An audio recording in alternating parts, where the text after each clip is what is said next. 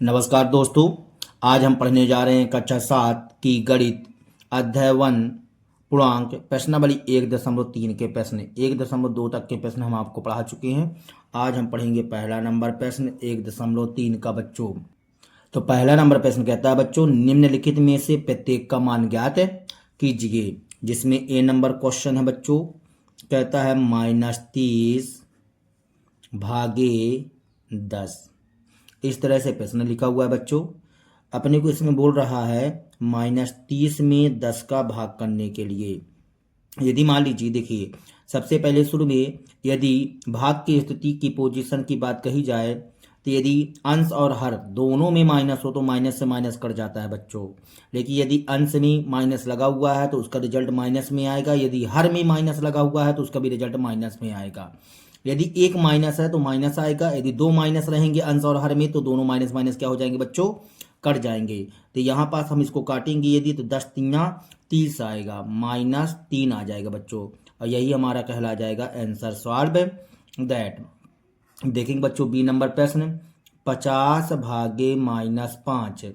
इसमें हम 50 बटे -5 करेंगे बच्चों। तो 5 एक कम 5 आएगा, अपान शून्यम 0 आएगा बच्चों। इसको काटने पर ये माइनस है, सिंगल माइनस तो माइनस आएगा बच्चों। और यही हमारा कहला जाएगा answer solve that. C number बच्चों -36 भागे -9। तो इसमें हम -36 भागे -9 करेंगे बच्चों।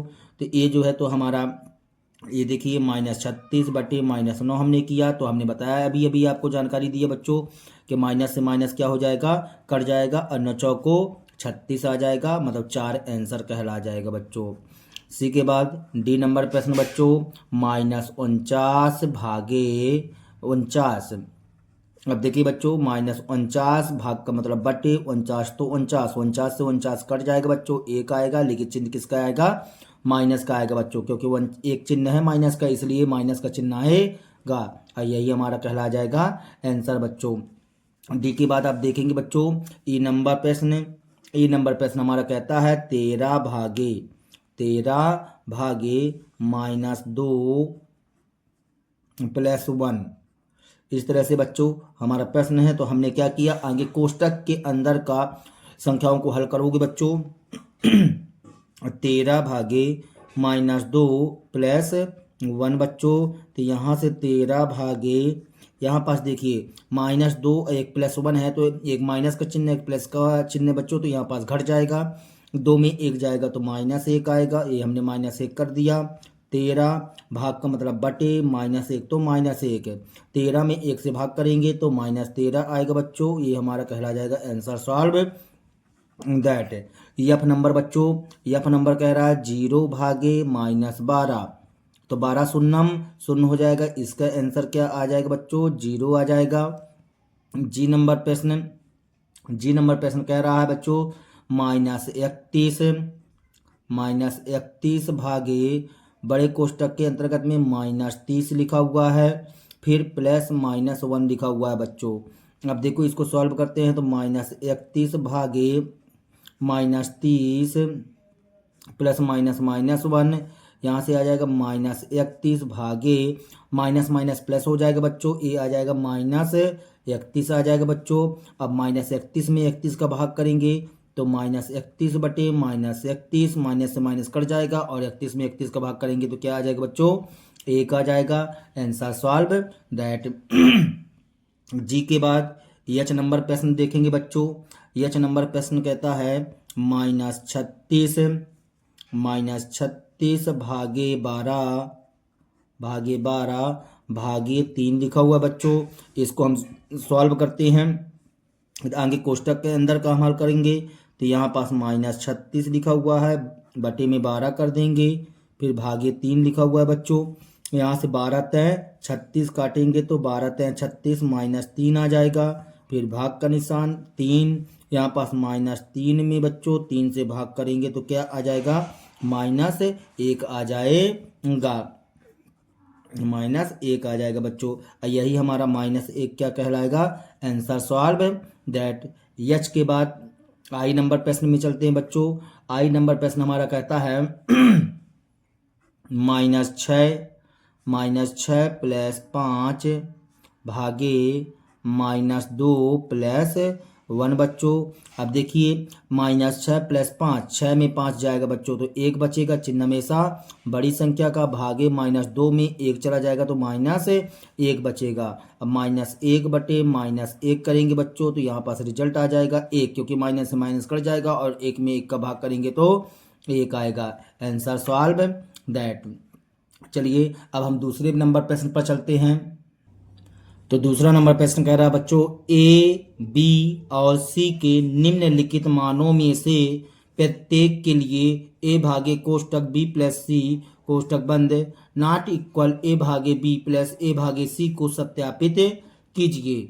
हमें इस कथन को बच्चों सिद्ध करना है, प्रूव करना है। कह रहा है कि ए मान दोनों बराबर नहीं आने चाहिए, मतलब इस लेफ्ट हैंड साइड का मान और राइट हैंड साइड का मान बराबर नहीं आना चाहिए। इन मानों को रखने पर आप इन मानों को क्या कोई भी मान रख देंगे बच्चों, बराबर नहीं आएगा इस कथन पर।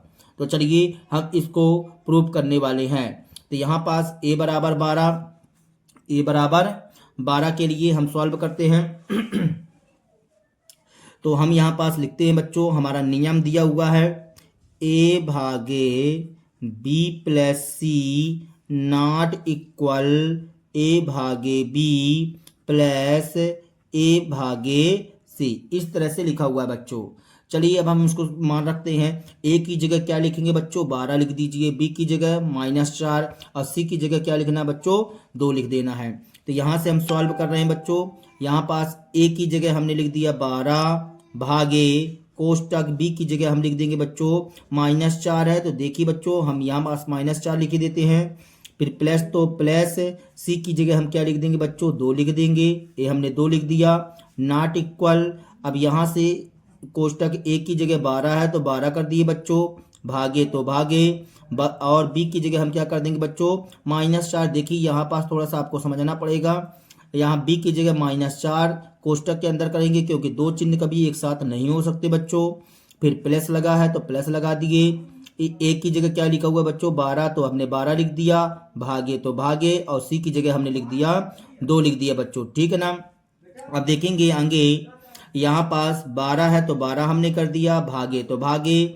अब यहाँ पास बताइए एक माइनस का है एक प्लस का है बच्चों, तो यहाँ पास क्या बचेगा -2 बचेगा, चिन्ह हमेशा बड़ी संख्या का। नॉट इक्वल 12 भागे 4, 12 में 4 का भाग करेंगे बच्चों तो यहाँ पास आ जाएगा -3, 4 तय 12। इसके बाद प्लस, तो प्लस 12 में 2 का भाग करेंगे बच्चों तो 2 छक्का 12, 6 आ जाएगा। अब देखिए 12 में 2 का भाग करेंगे तो 2 छक्का 12 -6 आएगा। नॉट इक्वल, इसमें -3 + 6 है तो एक माइनस का है एक प्लस का है तो एक घट जाएगा बच्चों, 6 में 3 जाएगा तो 3। अब देखिए आप जरा ध्यान से, आप सभी बच्चे, क्या -6 3 के बराबर हो सकता है, नहीं हो सकता है। तो नॉट इक्वल ऑलरेडी लगा हुआ है तो यहाँ हम लिख देंगे बच्चों left hand side not equal right hand side, और हमको नॉट इक्वल ही लाना था अतः हमने सिद्ध कर दिया, तो यहाँ हम लिख देंगे हैंस प्रूफ बच्चों। चलिए अब इसी में दूसरा नंबर प्रश्न है, बी नंबर प्रश्न है बच्चों। तो यहाँ बोला जा रहा है a बराबर -10, a बराबर -10 बोला गया बच्चों, b बराबर 1 बोला गया है और c बराबर भी 1 बोला गया है। तो चलिए आगे हम अपने समीकरण को लिखे लेते हैं, मतलब हमारा जो है तो सवाल कैसे बोल रहा है उस स्टाइल से हम लिखे लेते हैं। a भागे b लिखा हुआ है बच्चों, तो यहाँ लिखे लेते हैं a भागे b plus c not equal a भागे b प्लस a भागे c। चलिए अब इसमें a b c के मान रख देते हैं बच्चों। तो a की जगह हम क्या रखेंगे -10 रखेंगे बच्चों, कोष्टक b की जगह क्या रखेंगे 1 रखेंगे, c की जगह भी हम 1 रखेंगे। नॉट इक्वल a की जगह हम क्या रख दें बच्चों 1 रखेंगे, सॉरी 1 की नहीं 10 रखेंगे बच्चों, भागे b की जगह 1 रखेंगे बच्चों, प्लस a की जगह -10 रखेंगे, फिर भागे c की जगह क्या रखेंगे बच्चों 1 रखेंगे। चलिए इसको सॉल्व करते हैं। -10 यहाँ पास a भागे, यहाँ भाग का निशान है बच्चों, भागे 1 कितना हो जाएगा 2 हो जाएगा बच्चों। नॉट इक्वल -10 में 1 का भाग करेंगे बच्चों तो -10 ही आएगा। इसके बाद प्लस तो प्लस, -10 में आप 1 का भाग करेंगे तो -10 ही आएगा बच्चों। 10 में 2 का भाग करेंगे तो -5 हो जाएगा बच्चों। -5 नॉट इक्वल, अब देखिए ये -10 अब प्लस माइनस माइनस हो जाएगा तो -10 रुपये कर्जा है, फिर -10 रुपये कर्जा है तो टोटल कितना कर्जा हो जाएगा -20 रुपये कर्जा हो जाएगा। मतलब 10 20 हो जाएगा बच्चों। तो यहाँ देखिए क्या -5 और -20 बराबर होता है, नहीं होता है, और नॉट इक्वल हमको लाना ही था, ये बराबर नहीं आया है। तो यहाँ पास हम लिखते हैं left hand side not equal right hand side, और हमें यही प्रूव करना था बच्चों। तो ये आ गया हमारा हैंस प्रूफ है। चलिए अब हम चलते हैं अगले प्रश्न की ओर। तीसरा नंबर प्रश्न हमारा कह रहा है रिक्त स्थानों की पूर्ति कीजिए। रिक्त स्थानों की पूर्ति कीजिए। रिक्त स्थानों की पूर्ति कीजिए। बच्चों आप लोग किताब खोल करके बैठिएगा जिससे आप लोगों को ज़्यादा से ज़्यादा समझ में आ सके। तो पहला नंबर प्रश्न है बच्चों यहाँ पास 369 भागे, यहाँ पास फिर खाली स्थान दिया हुआ है, बराबर में लिखा हुआ है 369। बताइए बच्चों ऐसी संख्या बताइए यहाँ पास कि हम उसमें भाग करें तो उतना ही प्राप्त हो जाए। तो ऐसी कौन सी संख्या होती है बच्चों 1।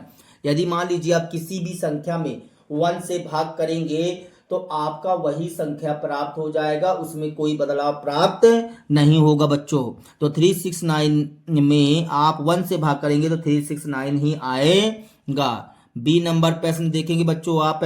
बी नंबर प्रश्न कहता है -75 भागे, -75 भागे फिर खाली स्थान है बच्चों बराबर -1। बताइए 75 में -75 में किसका भाग कर दें तो 1 आ जाए। यदि किसी संख्या में उसी संख्या से भाग करेंगे आप तो 1 आएगा, लेकिन यहाँ माइनस प्लस का थोड़ा सा ध्यान देना है बच्चों।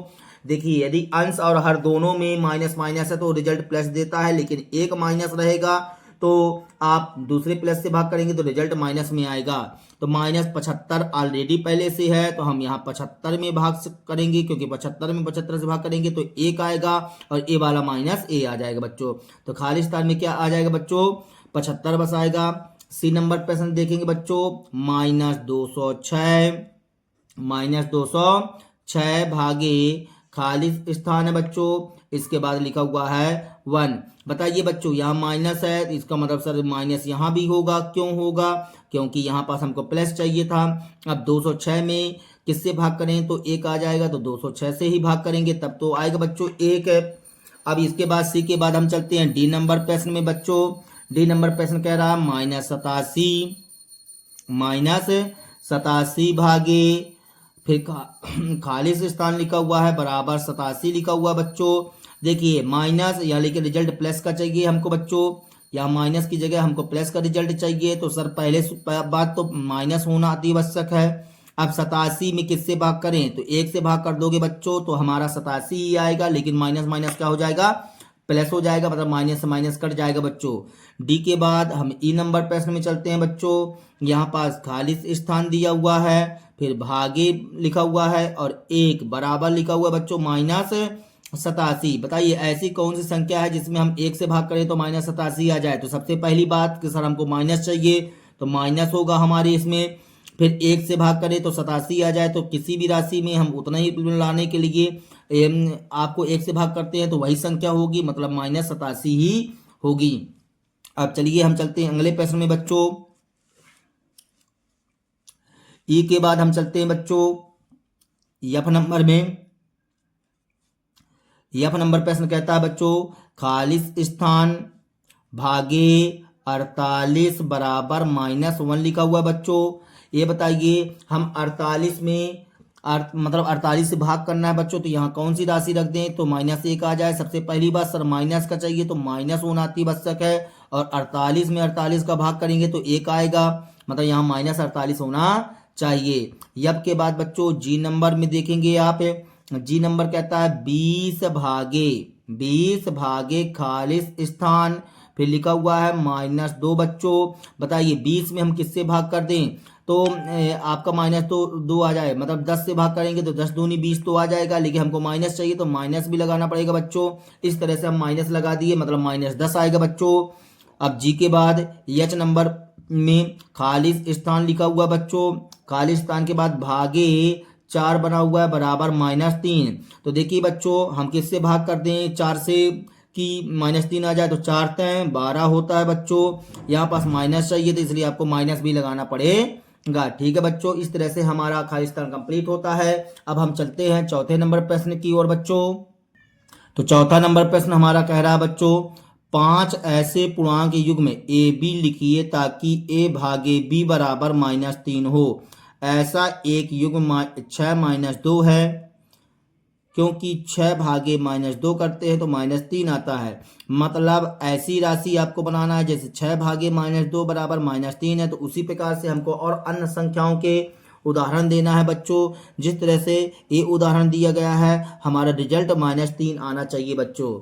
तो चलिए हम इसको हल करते हैं। तो देखेंगे बच्चों, a भागे b बराबर -3 के पैटर्न के हिसाब का हमको हल करना है। तो हम आपको यहाँ पास उदाहरण देना है, वो भी कितने उदाहरण देना है, 5 ऐसे पूर्णांकों का युग्म का उदाहरण देना है बच्चों। तो चलिए, जैसे मान लीजिए हमने बोल दिया यहाँ पास कि -6 भागे -2 करते हैं बच्चों। तो ये बताइए, -6 में 2 का भाग करेंगे तो 2 टाइम 6 होता है, अर्थात क्या आ जाएगा बच्चों, -3 आ जाएगा। देखिए -3 हमारा मैचिंग कर रहा है।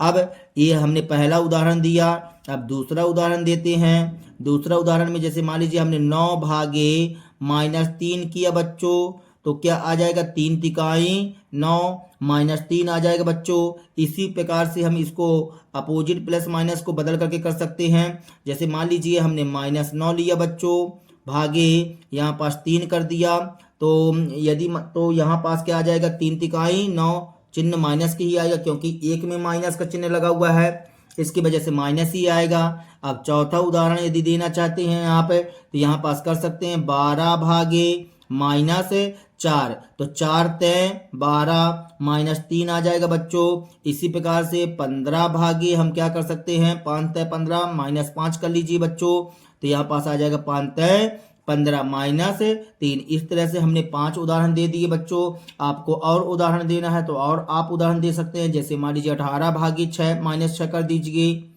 ठीक है ना बच्चों। इसको आप अपोजिट भी कर सकते हैं, मतलब कैसे, -15 भागे 5 कर दीजिए, मतलब बहुत सारी संख्याएं मिल सकती हैं बच्चों। तो इस तरह से हमने 5 युग्म बता दिया है बच्चों, यही हमारा कहला जाएगा आंसर सॉल्व दैट। चलिए अब हम अगले प्रश्न की ओर चलते हैं बच्चों।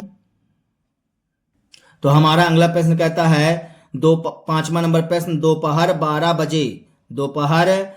बजे तापमान 0 से 10 डिग्री सेल्सियस ऊपर था।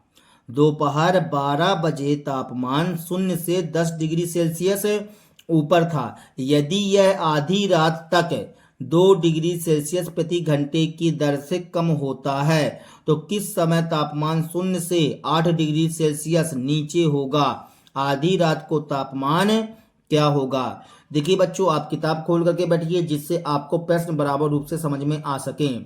तो यहाँ पास फिर से प्रश्न को पढ़ते हैं बच्चों। दोपहर 12 बजे तापमान 0 से 10 डिग्री सेल्सियस ऊपर था। यदि यह आधी रात 2 डिग्री सेल्सियस प्रति घंटे की दर से कम होता है, तो किस समय तापमान 0 से 8 डिग्री सेल्सियस नीचे होगा। आधी रात को तापमान क्या होगा। तो चलिए इस क्वेश्चन को हम सॉल्व करते हैं बच्चों।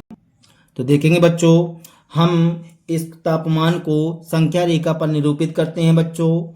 हमारा क्वेश्चन बोला गया था कि 10 डिग्री सेल्सियस से ऊपर था, 12 बजे तापमान 10 डिग्री सेल्सियस ऊपर था। तो आप सपोज दैट सोचिए बच्चों कि आपका तापमान जो है यहाँ पास है बच्चों, ये 10 डिग्री सेल्सियस है। ये सेल्सियस में पैमाना दिया गया है, आपको तापमान दिया गया, तापमान डिग्री सेल्सियस में बच्चों, डिग्री सेल्सियस में। तो थोड़ा समझिएगा बच्चों, आपका प्रश्न बोला, आप किताब खोल करके बैठिए बच्चों जिससे आप लोगों को समझ में आए अच्छी तरह से। तो आपने बोला था कि यहाँ पास प्रश्न में कि 12 बजे तापमान 0 से 10 डिग्री सेल्सियस ऊपर था, मतलब 10 डिग्री सेल्सियस तो था ही था, तो अब यह क्या होता है कि यह आधी रात तक तो 12 बजे से, जैसे मान लीजिए दोपहर 12 बजे, तो कहता है कि आधी रात तक 2 डिग्री सेल्सियस प्रति घंटे की दर से कम हो रहा है। मतलब 1 घंटे में 2 डिग्री सेल्सियस तापमान कम होता जा रहा है बच्चों। तो 1 घंटे में आपका तापमान क्या होता जा रहा है बच्चों, कम होता जा रहा है। तो हम यहाँ कहना चाहते हैं कि यदि मान लीजिए प्रत्येक घंटे में 2 डिग्री सेल्सियस तापमान कम हो रहा है, तो 12 से यदि मान लीजिए 1 बजा बच्चों, तो यहाँ पास तापमान हमारा जो है तो 2 डिग्री सेल्सियस कम हो जाएगा। तो हम यहाँ पहुँच जाएंगे, 8 में पहुँच जाएंगे, 1 घंटा हो गया, 1 में पहुँच गए, 1 के बाद हम 6 में पहुँच जाएंगे, मतलब 2 बज गया, 2 बजे के बाद हम 3 में पहुँचेंगे तो 4 डिग्री सेल्सियस तापमान हो जाएगा। फिर कितने में पहुंच गए बच्चों, देखिए यहाँ 12 बजा हुआ था, तो यहाँ 1 बज गया, 2 बज गया, 3 बज गया। फिर इसके बाद बच्चों हम पहुंच जाएंगे 4 में, 4 के बाद 5 में, 5 के बाद 6 में, 6 के बाद 7 में, और 7 के बाद 8 में पहुंच जाएंगे बच्चों। लेकिन हमारा प्रश्न क्या बोल रहा था, इस पर हम गहराई से बात सोचेंगे।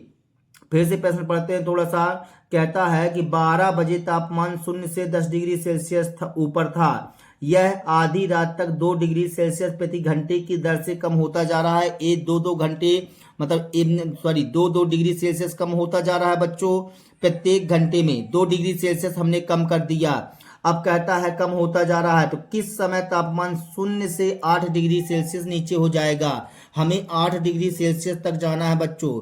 तो देखिए वैसे तो हमको इसी पैमाने की सहायता से पता चल जा रहा है कि यहाँ पास देखिए 12 से यहाँ पास 1 बज गया, 2 बज गया, 3 बज गया, 4 बज गया, 5 बज गया, 6 बज गया, 7 बज गया, 8 बज गया और 9 बज गया। मतलब 9 बजे तापमान आपका क्या हो जाएगा बच्चों, 8 डिग्री सेल्सियस से कम हो जाएगा। हमें यहीं पास पता चल रहा है कि आपका कितने बजे, 9 बजे तापमान जो है तो 8 डिग्री सेल्सियस से कम हो जाएगा बच्चों।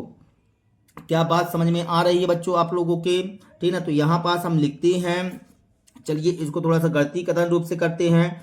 आपका 2 डिग्री सेल्सियस तापमान जो है तो प्रत्येक घंटे कम होता जा रहा था बच्चों। तो एक मतलब यहाँ पास बोल रहा है प्रश्न में कि 1 घंटे में मतलब 2 डिग्री सेल्सियस प्रति घंटे की दर से कम हो रहा है तापमान। तो यहाँ लिख रहे हैं बच्चों 2 डिग्री सेल्सियस तापमान, 2 डिग्री सेल्सियस तापमान कम होने के लिए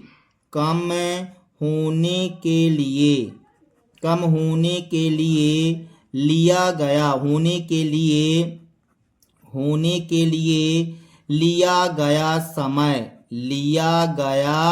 समय कितना समय लिया गया बच्चों, 1 घंटे का। आपने देखा ना कि 1 घंटे में 2 डिग्री सेल्सियस बढ़ रहा है बच्चों, घट रहा है। 1 घंटे में 2 डिग्री सेल्सियस, 1 घंटे में 2 डिग्री सेल्सियस, ये देखिए 2-2 की गैपिंग है, तो 2 डिग्री सेल्सियस तापमान घट रहा है। तो हम इस क्वेश्चन में कहना चाहते हैं आगे कि 1 डिग्री सेल्सियस तापमान होने में कितना समय लगेगा। तो 2 डिग्री सेल्सियस तापमान कम होने में 1 घंटा का समय लगता है बच्चों। तो 1 डिग्री सेल्सियस तापमान कम होने के लिए कितना समय लगेगा, आधा घंटा लगेगा। तो 1 डिग्री सेल्सियस तापमान कम होने में लिया गया समय बराबर, हम यहाँ कर देंगे बच्चों 1/2 घंटे आ जाएगा बच्चों हमारे पास। 1/2 घंटे, वही बात है बच्चों, आधा घंटा जिसको हमने बोल दिया है। अब आपसे इस प्रश्न में बोला जा रहा है कि कितना बोला जा रहा था, थोड़ा सा दिमाग लगाइए बच्चों, प्रश्न की ओर ध्यान दीजिए। आपसे बोला गया था कि 12 बजे का तापमान कितना था बच्चों, 10 डिग्री सेल्सियस था, 10 डिग्री सेल्सियस से ऊपर था। थोड़ा सा दिमाग से सोचिए बच्चों अच्छी तरह से, जिससे आप लोगों को समझ में आ सके। आपसे बोला गया था कि 12 बजे दोपहर जो है आपका तापमान था 10 डिग्री सेल्सियस से ऊपर था बच्चों आपका तापमान। 12 बजे दोपहर। अब ये कह रहा है कि कितने समय बाद 0 से 8 डिग्री सेल्सियस नीचे, नीचे का मतलब होता है माइनस। अपने को कितने समय बाद बताना है कि -8 डिग्री सेल्सियस हो जाएगा। तो थोड़ा सोचिए बच्चों, यहाँ माइनस प्लस का खेल है।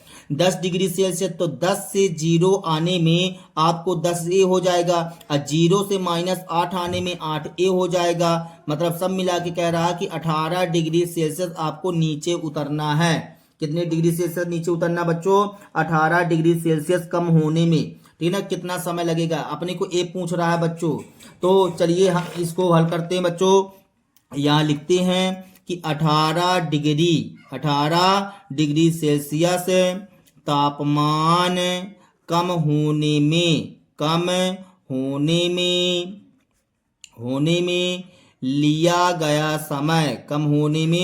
लिया गया समय। तो हम यहाँ क्या करेंगे बच्चों?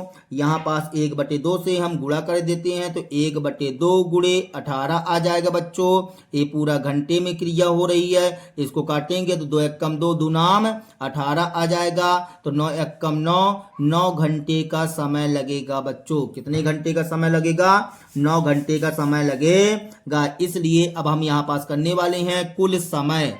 क्या निकाल रहे वाले हैं बच्चों? कुल समय। आपको कुल कितना समय लगा? तो कुल समय लगा बच्चों हमको, देखिए 12 बजे दोपहर से आप चल रहे थे, तो 12 बजे दोपहर से आप चले कितना? 9 घंटे। तो सब मिला करके हमारे हो गए 21 घंटे। कितने घंटे हो गए बच्चों? 21 घंटे। यहाँ हमने लिख दिया 21 घंटे। अब दिमाग लगाइए बच्चों कि यदि मान लीजिए 21 घंटे हैं, मतलब आप थोड़ा सा घड़ी में चले जाइए, जो 24 घंटे की घड़ी होती है, तो उस 24 घंटे की घड़ी के अनुसार आप चले जाइए, तो हमारा 21 घंटे का मतलब हो जाएगा 9 PM। और 9 PM का मतलब होता है कि हम शाम के बारे में बात कर रहे हैं। इसलिए हम यहाँ पास लिखेंगे अतः, क्या लिखेंगे बच्चों? अतः 9 बजे शाम के समय तापमान 0 से 8 डिग्री सेल्सियस नीचे होगा। और हमें यही बताना था बच्चों, यही हमारा कहला जाएगा आंसर। Solve that. फिर से समझिए बच्चों इस प्रश्न को आप थोड़ा सा देखिए। यहाँ पास प्रश्न में बोला जा रहा है कि आपका दोपहर को 12 बजे का तापमान 0 से 10 डिग्री सेल्सियस ऊपर था। 12 बजे का तापमान 0 से 10 डिग्री सेल्सियस ऊपर था। यदि यह आधी रात तक 2 डिग्री सेल्सियस प्रति घंटे की दर से कम होता है, तो किस समय तापमान 0 से 8 डिग्री सेल्सियस नीचे होगा? आधी रात को तापमान क्या होगा? अभी हमसे ये भी पूछा जा रहा है कि आधी रात को तापमान क्या होगा बच्चों इसमें। तो आधी रात का तापमान भी हम निकालेंगे, मतलब कहाँ कहना चाहिए, तो आधी रात मतलब 12 बजे कहला जाएगा। तो 12 बजे का तापमान कितना हो जाएगा, इसका भी आंसर बताना पड़ेगा बच्चों अभी हमको। तो चलिए हम इसका भी आंसर बताएंगे बच्चों। आगे इसको समझ लीजिए आप थोड़ा सा। ये बताइए कि प्रति घंटे 1 घंटे में कितना तापमान कम होता है बच्चों? 1 घंटे में आपका 2 डिग्री सेल्सियस कम होता है। ये देखिए 2 डिग्री सेल्सियस, 1 घंटे में 2 डिग्री सेल्सियस तापमान कम हो रहा है। तो ये 2 डिग्री सेल्सियस कम हो रहा है। तो दोपहर 12 बजे को 10 डिग्री सेल्सियस था, तो 1 बजा तो 8 डिग्री, 2 बजा तो 6 डिग्री, 2 के बाद 3 बजा तो 4 डिग्री, 3 के बाद 4 बजा, फिर 5 बजा, फिर 6, 7, 8, 9। ये देखिए 9 बजे का तापमान -8 डिग्री सेल्सियस तापमान हो जाएगा बच्चों। तो उसी चीज को हम यहाँ पास गणितीय कथन के तरीके से कर दिए हैं। अब हमसे यहाँ पास एक प्रश्न और पूछ रहा था कि आधी रात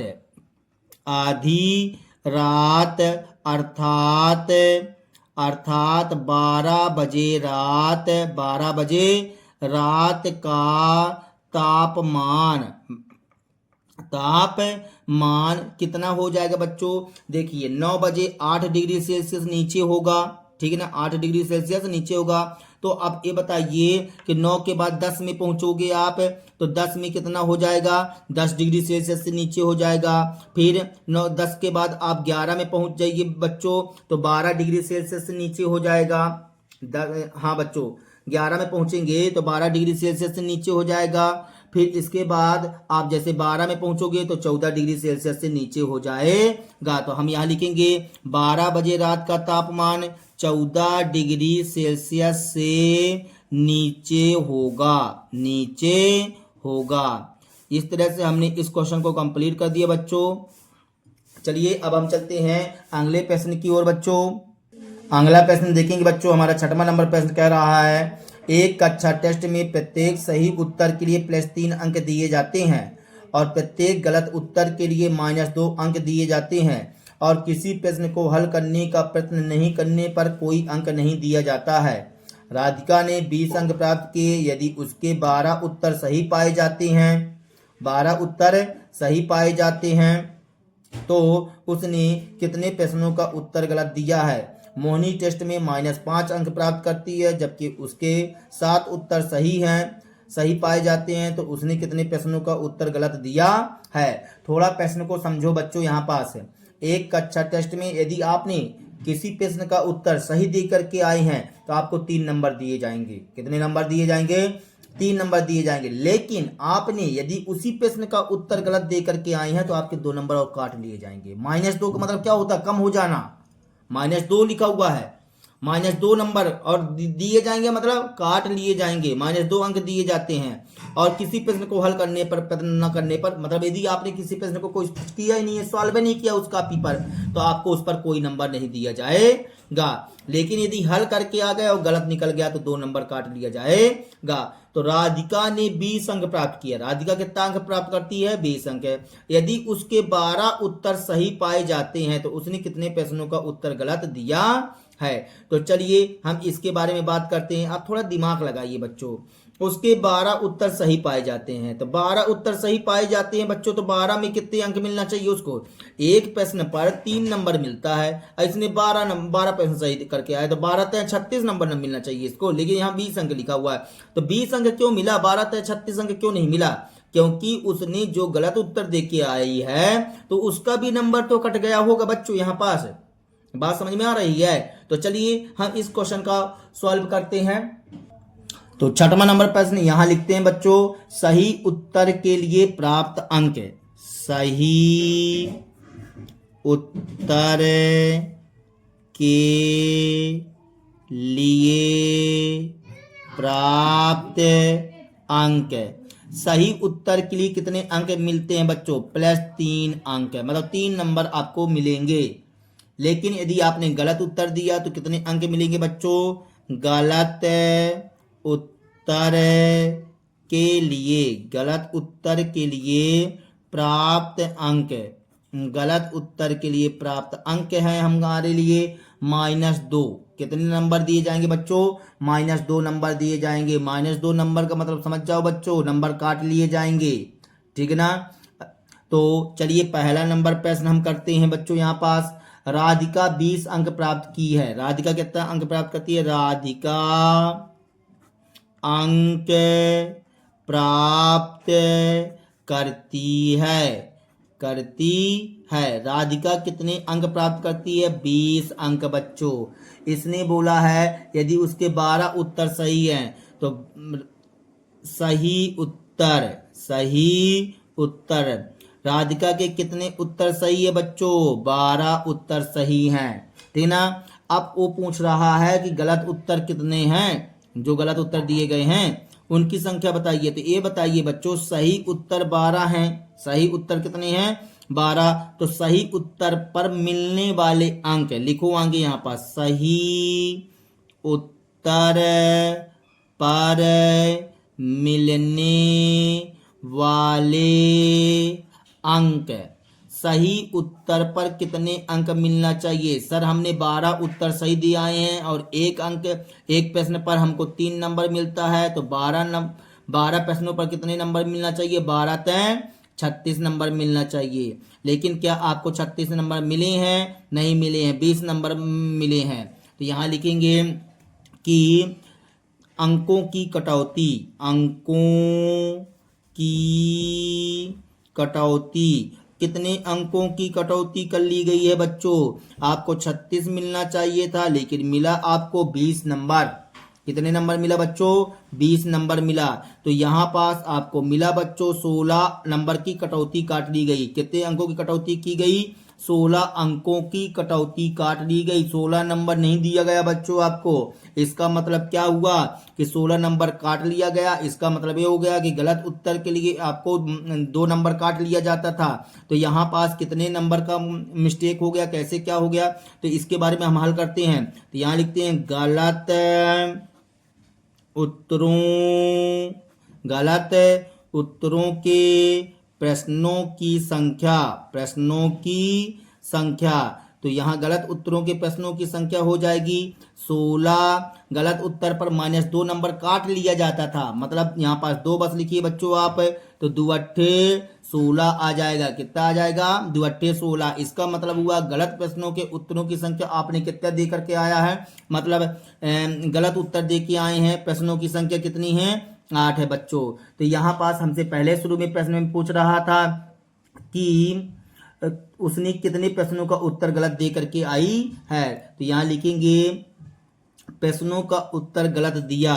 प्रश्नों 8 प्रश्नों का गलत उत्तर देकर आई है।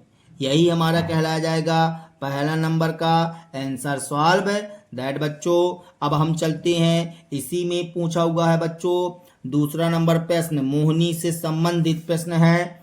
कहता है क्वेश्चन, मोहिनी टेस्ट में -5 अंक प्राप्त करती है। मोहिनी टेस्ट में कितना अंक प्राप्त करती है? मोहिनी टेस्ट में अंक प्राप्त करती है। कितने अंक प्राप्त करती है बच्चों? जल्दी बताइए कि कितने अंक प्राप्त करती है? -5 अंक प्राप्त करती है। बहुत -0 से भी डाउन हो गई। मोहिनी टेस्ट में -5 अंक प्राप्त करती है जबकि उसके 7 उत्तर सही हैं। यहां लिखते हैं सही उत्तर। तो सही उत्तर कितने बच्चों? 7।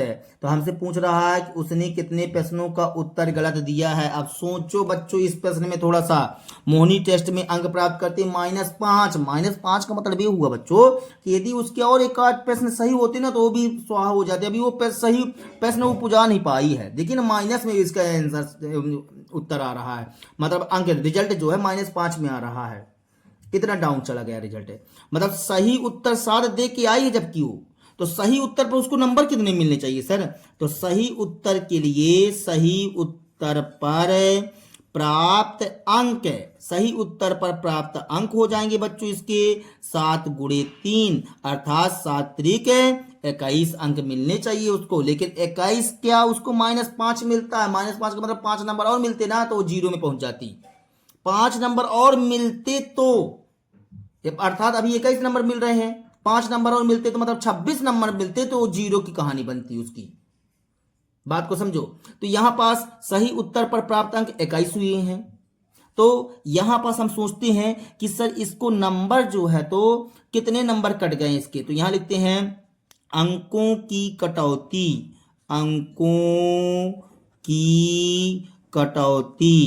तो अंकों की कटौती हुई। देखिए बच्चों यहां पास जो है तो 21 नंबर इसको मिलना चाहिए था, लेकिन इसका नंबर कम गया कितना, यहां पास समझेंगे सही उत्तर इतना था बच्चों, सही उत्तर इतना था, हमारे पास 21 नंबर मिलना चाहिए था, लेकिन मोहिनी टेस्ट में अंक प्राप्त करती है -5 अंक। अब देखिए बच्चों 21 माइनस क्या हो जाएगा बच्चों? प्लस हो जाएगा। 21 5 कितना हो जाएगा बच्चों? 26 हो जाएगा। कितना हो जाएगा? 26 हो जाएगा। मतलब कहा जाए तो 26 अंकों की कटौती की गई है बच्चों। कितने अंकों की कटौती की गई है? 26 अंकों की कटौती की गई। 26 अंकों की कटौती की गई जिसमें से उसने 21 नंबर पाया, तो 5 नंबर फिर भी अभी उसके बाकी रह गए। 5 नंबर और पा लो तो और वो 0 में आ जाती। बात समझ में आया। तो अंकों की कटौती कितनी हुई बच्चों, इसके 26 अंकों की कटौती की गई है। अर्थात एक नंबर पर, एक प्रश्न पर 2 अंक की कटौती होती है। तो यहां लिखेंगे अपन गलत उत्तरों के प्रश्नों की संख्या, गलत उत्तरों के प्रश्नों की संख्या। तो गलत उत्तरों के प्रश्नों की संख्या क्या हो जाएगी बच्चों, 26 में अपन 2 से भाग करेंगे, क्योंकि एक प्रश्न पर -2 नंबर कटता था, मतलब 2 नंबर की कटौती होती थी। तो यहां पास 13 दूनी 26। तो कितने उत्तर गलत हैं बच्चों इसकी, 13 उत्तर गलत हैं। तो यहां पास लिख दीजिए आप कि 13 प्रश्नों का गलत उत्तर देकर आई है, आंसर सॉल्व दैट। ठीक है बच्चों, चलिए अब हम चलते हैं अगले प्रश्न की ओर। 7वां नंबर प्रश्न बच्चों। तो हमारा 7वां नंबर प्रश्न कह रहा है बच्चों कि एक उत्थापक किसी खान कूपक में 6 मीटर प्रति मिनट की दर से नीचे जाता है। अर्थात 1 मिनट में 6 मीटर नीचे जाता है। 1 मिनट में कितना नीचे जाता है बच्चों, 6 मीटर। यदि नीचे जाना भूमि तल से 10 मीटर ऊपर से शुरू होता है तो -350 मीटर पहुंचने में कितना समय लगेगा। तो 1 मिनट में 6 मीटर नीचे चला जाता है ये व्यक्ति। 1 मिनट में कितने मीटर चला जाता है, 6 मिनट में। तो यदि नीचे जाना भूमि तल से 10 मीटर ऊपर से शुरू होता है, जैसे मान लीजिए बच्चों, जैसे कोई कुआं होता है, आप कुआं देखे होंगे, तो कुआं में किसी किसी के यहाँ जो है तो चबूतरा टाइप में बना होता है, जिससे बच्चे गिरने न पाए। तो सुरक्षा की दृष्टि से उसमें कुआं के चारों तरफ बाउंड्रेशन कर दिया जाता है, तो थोड़ा ऊपर उठा दिया जाता है।